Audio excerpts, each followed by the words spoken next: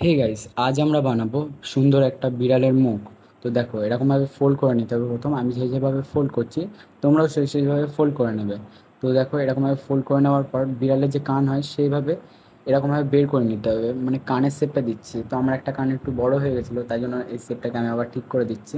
তো আমার ঠিক করা হয়ে গেছে। এবার দেখুন, নিচের ওই যে মুখের নিচের অংশটা ওইটা একটু দুমড়ে নিতে হবে, এবং মাথার উপরের অংশটা একটু দুমড়ে নিতে হবে। তো বিড়ালের মুখের আকৃতিটা হয়ে গেল। এবার আমরা করব চোখ লাগাবো। এবার একটা চোখ আমি লাগালাম প্রথমে, আবার একটা চোখ লাগিয়ে দেবো। এরপর আমরা কি করব, এবার চোখ লাগানো হয়ে গেছে। এরপর যে নাক হয়, নাকের ওই অংশটা আঁকবো, তারপর একটু মুখটা এঁকে নেবো। তারপর তিনটে ডট ডট দিয়ে এই বিড়ালের গোঁফটা এঁকে নিলাম।